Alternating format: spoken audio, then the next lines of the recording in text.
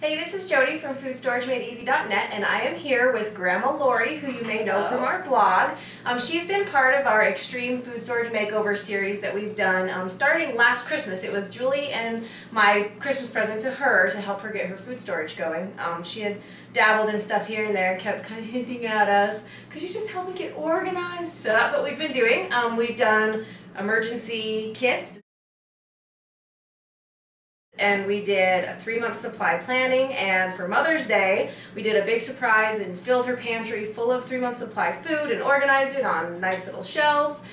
So that was really fun. Yeah, I think that was her favorite. And then we started cute labels. You can see that on our blog. And then we started to do long-term storage. So we've done a little bit with wheat, using your new Wonder Mill that you love. And now she has just started getting some of the kind of fruits and vegetable things going. You can get dehydrated things in number 10 cans. In one of our videos she mentioned she had some dehydrated carrots. When were they, from the 80s or something? I think they're about 11 years old. Kinda, so 90s, alright. So she made a little joke about never using them, not knowing how to use them. So we're going to kind of go through a little of that today. And one of the best things about food storage is that it can actually make your life easier. So while you're using it, while you're rotating it, you can use it to save time, save money, all the good stuff. These are time savers. Very good time savers. So one of your famous recipes that you put in my wedding recipe book is homemade chicken noodle soup. How long does it usually take you to make this meal? About 2.5 days. 2.5 days. This is why I have never made this recipe, even though it's in my cookbook. So what we're going to do is show Grandma Lori how to do this using dehydrated stuff and using a pressure cooker. Show her how it's really easy. One good thing about a pressure cooker is if there was a powerless emergency and you're using a generator, this is going to use a lot less fuel for your generator than if you were cooking for 2 days. But if you have a sun oven or something, then it may be feasible to cook it out there. But this is a really good, fast way, and you're using some of your storage, and you're not spending days and hours trying to rotate through your food storage. I don't have a pressure cooker. That's why we're doing it at my house, so you don't get to see the nice kitchen. But you don't have to use a pressure cooker. She does it in the pot on the stove. This is just a time saver. So we're starting just filling. We filled this with about 8 or 9 cups of water. And here's the awesome part, is we're using straight frozen chicken breast. If you thaw it, then it won't take as long to cook, but this is not hard at all. And these Costco chicken breasts don't have really any fat that you need to worry about. So we're just adding these in straight into the pot. This is going to be the big time saver because I do a whole chicken and it takes hours in the stove. I'm not ambitious enough to cook a whole chicken. So what you can also use is, we have a few different recipes that kind of do a chicken brothy soup. One is a tortilla or a tortellini soup that I love. When I make that, I just use canned chicken. You can also home can your chicken, which I haven't gotten brave enough to try that one yet. But so frozen chicken works in a powerless emergency. If you have canned chicken on hand, that's really good. So I don't know if you have any of these in your storage yet, but I love that. I'm going to buy some of that. I don't know. Oh, it's really good. Then let's get out some measuring spoons. Now, when you make the actual recipe, you kind of do some celery, some onion. What are the measurements for those? I chop up about 4 or 5 stalks of celery. Okay. So I would say that we can do, you want to do it? Okay. Now So I do about 2 tablespoons. 2 tablespoons, okay. Sure. When I make a smaller batch with less broth, I kind of maybe use, you can maybe do 1 more. Yeah, I think 3 tablespoons. 3 tablespoons of dried celery. And then 1 tablespoon of onions, about 1 medium onion. So that's about right there, 1 tablespoon. And I like it oniony, so I might do 2. Okay. Sure. And then the famous dehydrated carrots. Okay. I don't like the carrot part as much in this soup, but it does give a nice flavor. So let's not put too many. Just kind of give the flavor, but not have tons of chunks. This is all that's left out of my number 10 can too. I've actually been really using it. Okay, so then I also add in, when I make, do you add any herbs when you make your recipe? Not in the initial stage. I'll use parsley later, but not as I cook. not why you cook it. One of the things I like to do, I make a little bit of a... You're going to put salt? I usually do garlic salt. What? It's yummy. You don't want garlic in this? Well, I've never put garlic salt on. I don't mind if you like it. It's good in it. I'm going to be eating this batch, so... Yeah, okay, garlic salt it is. Garlic and onions. Just put in like a teaspoon. Yeah, okay. So, I've been using this to make some healthy diet lunches. That might be a lot of salt for 8 cups of water. You know, you could always add extra salt Okay, later. we'll do half a teaspoon then. Yeah. I've been making this for healthy lunches. I just do only chicken and spices, and then I cook up a big batch of rice also. And so I just pour like a little chickeny, frothy soup over rice, and it's a really good lunch, and it's in my fridge, so. That is probably like really like low fat. Low fat's very healthy. Okay, so that's all that we're gonna put in. And I just stick my lid on like so. Make sure the pressure gauge is set properly. Just follow your manual if you have one of these. Super easy. And it's funny that you young generation are all doing pressure cookers, because that's a really old-fashioned way of cooking.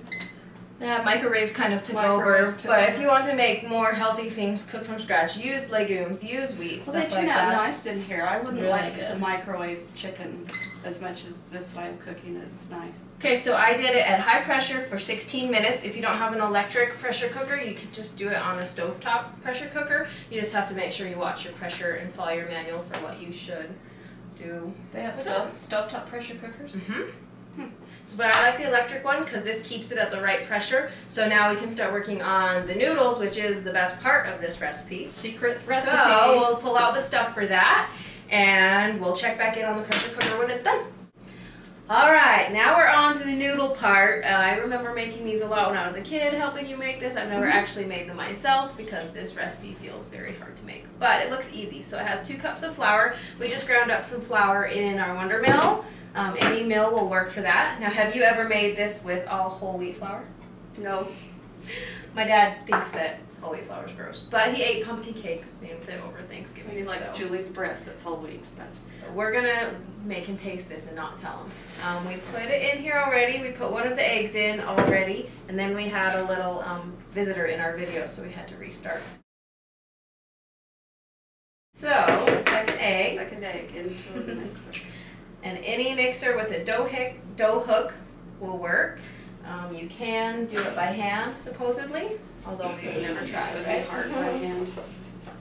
So you just use your KitchenAid, right? Mm-hmm. Okay, so a teaspoon of salt. This is a really easy noodle recipe, and these noodles are delicious. They are really good. This is like, you just pick them out of it while you're making it. Is that a half cup? This is a half cup. It says a quarter to a half cup of water. Yeah, so I would put like about half that in and then see what, because the consistency of the amount of moisture might be different. Okay, so we're going to knead this up. It says to knead for 5 to 10 minutes. So once we have the dough ready, then we will come back and show you how we cut it to make delicious homemade noodles. Alright, so we made a sad discovery with my Bosch. This hook that helps the dough wrap around, it was too short for how small of a batch of dough this made. So it does work in a KitchenAid, you think? Well, even in the KitchenAid, I do my final thing, I take it out. I kind of do it by hand. So you have to judge if you're going to be able to roll it out, so you want to knead a little more flour into it. Okay. Then you roll it out. This part, when Jody was little, she used to stand right by me and get her fingers under the rolling pin every time. Then she'd have to cry. Now at least you know to keep your hands You out. just want to eat the dough. Yeah, put your hand right there and I'll roll it. And it gets stretchier. It's a nice consistency. I was worried about whole wheat because I just worried about it. So that's a really nice dough. I did good. Okay, you got a pizza cutter? So we want to go crosswise so they're about 3 inches, 3 or 4 inches, and then we'll do all the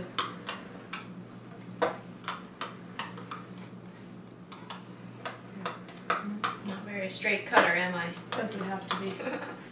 Okay, so here's our cute little noodles. Yay, they're just kind of letting dry on the counter. This finished, and we did a quick pressure release, and the chickens are looking beautiful and cooked. We're just going to cut them up on a plate. Ouch. And as we're looking at it, it looks like we may have wanted to do more vegetables, but no, there's a lot at the bottom. We're going to see how it looks when it's all ready to go, and we'll adjust it on the recipe on the post if we need to. And then, while we cut up the chicken, we're actually going to put in the noodles. So we're going to set this to a simmer setting.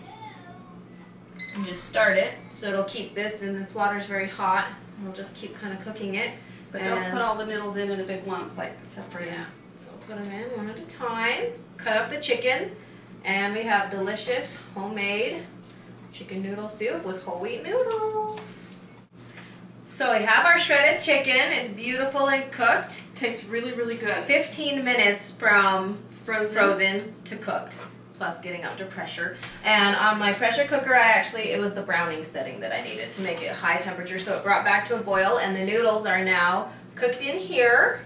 They don't taste exactly like the flour noodles, but they taste really good. Yeah, they're good. They're just not the same as white flour, but why would they be the same? It tastes fine. If you have people who want to fight you about it, try half and half maybe. And it looks like there's still a good amount of broth. It looks like a really good soup. I'm excited, and it's lunchtime and I'm hungry. This is just a nice water-based soup, but if you want it more like a stew or kind of a creamier, you can just thicken it. So you can see the vegetables, the dehydrated vegetables, chicken, whole wheat noodles, and we were even just talking about you could make a huge batch of the noodles and freeze them. Freeze the dough or freeze them as noodles. I've frozen the dough and it hasn't worked very well. So freeze them as noodles. But you'd have to freeze them so they weren't stuck together. Like you'd freeze them separately and then stick them in a bag. And then that would also solve your problem of it being such a small batch of dough too. So you could do big batches of that, pull out a Ziploc bag of just the amount of noodles. That would even lessen your time. But so overall, probably under an hour, delicious homemade chicken soup. Soup with homemade noodles. So if your neighbor has a cold, then bring them this. Bring them this. And it doesn't have to take 2 days. We skipped a lot of the hard parts. My mom was saying that with a boiled chicken, then you have the fat. You need to skim off the top of the broth. But this is just to chill the broth to solidify the fat. This was just in chicken breast. There's not really fat, so it's just a nice, clean, low-fat broth. This is really good, and I actually really like the whole wheat noodles. There's not anything funny about them. I just love it. Oh, you know what we didn't put in? Parsley. Parsley. That kind of ties the flavors together. It does. So, like a handful. Shake some in. And it needs time to cook to it. So yeah. So it's still cooking. I thought that broth didn't look right. Now that's why. It wasn't green enough. That's all. That looked good. It smells delicious. Yeah, the whole house smells like this. It's so amazing. And is the broth flavorful enough? Not just the chicken breast, so it's not any worse not having a whole chicken. See, I haven't ever used a pressure cooker. I thought the noodles might go soggy or something, but they're just... This is actually, when you're using it just on the browning setting, it is just cooking it just like a regular pot. Yeah. So it's kind of like a electric pot or crock pot or something. So, there you go. Homemade, whole wheat, chicken noodle soup. With dehydrated celery, dehydrated onions, dehydrated carrots. We are so food storage. And dehydrated parsley. But I didn't grow any of that in my garden. You didn't grow them. No. That's my next step. So, all right. Hope you enjoy.